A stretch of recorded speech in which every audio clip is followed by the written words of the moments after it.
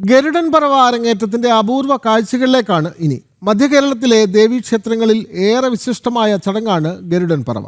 കോട്ടയം കോത്തല ഇളങ്കാവ് ദേവീക്ഷേത്രത്തിൽ 24 ഗരുഡന്മാർ ഒന്നിച്ചിറങ്ങിയത് ഏറെ അപൂർവതയുള്ള കാഴ്ചയായി മാറി. ചിട്ടയായ വ്രതാനുഷ്ഠാനത്തോടും ഒരു വർഷത്തിൽ പരിശീലനത്തിലും ഒടുവിലാണ് 24 പേർ ഗരുഡൻ പറവകളുടെ അരങ്ങേറ്റം നടത്തിയത്.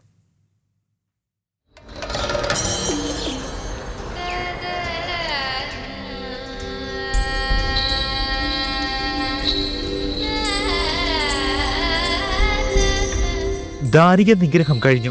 ഭദ്രകാളി ദേവി കോപത്തിലും ദാഹത്തിലുമാണ്. ദേവീപ്രീതിക്കായി ഗരുഡൻ ചടുലമായ ചുവടുകളോടെ തന്റെ രക്തം നൽകിയെന്നാണ് വിശ്വാസം. ദുഃഖവും ദുരിതങ്ങളും അകറ്റാൻ ഭക്തരോ ദേശക്കാരോ നടത്തുന്ന വഴിപാടാണ് ഗരുഡൻ പറവ. വഴിപാടുകാരുടെ വീട്ടിലെത്തുന്ന ഗരുഡൻ പറവ അവരുടെ പ്രയാസങ്ങൾ സ്വയം ഏറ്റെടുത്ത് ദേവിയുടെ നടയിലെത്തി ചുണ്ടുകുത്തി ഒഴിവാക്കുന്നു എന്നാണ് വിശ്വാസം.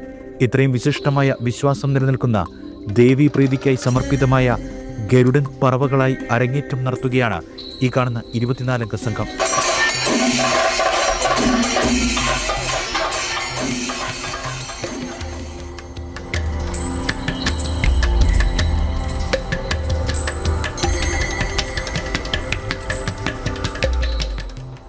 പനയോല കൊണ്ട് നിർമ്മിച്ച കളരിയിലായിരുന്നു പരിശീലനം.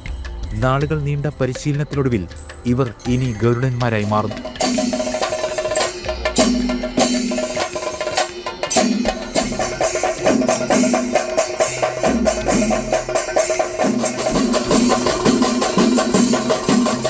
കിരീടം, ചുണ്ട്, ചിറക്, നീളമേറിയ മുടിയിഴകൾ, നെയ്തെടുത്ത മേൽക്കുപ്പായം, മുഖത്തെഴുത്ത് ഇവയെല്ലാം ചേർന്നതാണ് വേഷം.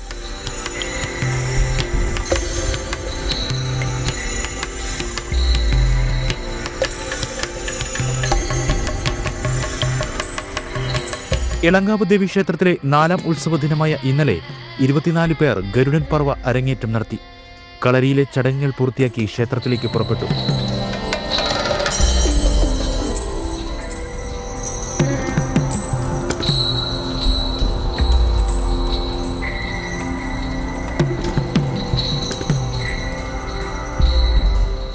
ചെമ്പട, അടന്ത, പാണ്ടിയടക്കം 7 കാലങ്ങളിൽ ചിട്ടപ്പെടുത്തുന്നതാണ് ഗരുഡൻ പറവയുടെ ചുവടുകൾ. വട്ടമലക്കം, കിരീടവട്ടം തുടങ്ങി തുളുനാടൻ കളരിയിലെ ചുവടുകളും കൂടിക്കലർന്നിരിക്കുന്നു.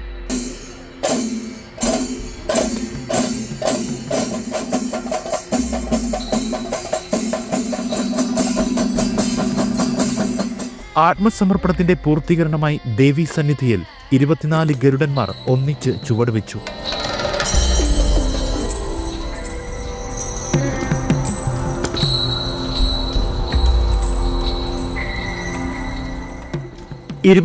ഗരുഡന്മാരുടെ ഒന്നിച്ചുള്ള അരങ്ങേറ്റം അത് ഗരുഡൻ പറവ അരങ്ങേറ്റത്തിന്റെ അപൂർവതയും ഒപ്പം ആചാര അനുഷ്ഠാനത്തിന്റെ ദിവ്യ കാഴ്ചയുമായി മാറി.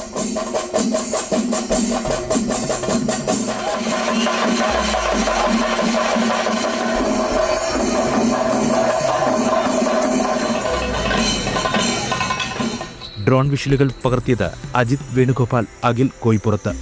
ക്യാമറമാൻ വിവേക് ജി വിനോദിനൊപ്പം മിഥുൻ മുരളി, ജനം, കോട്ടയം.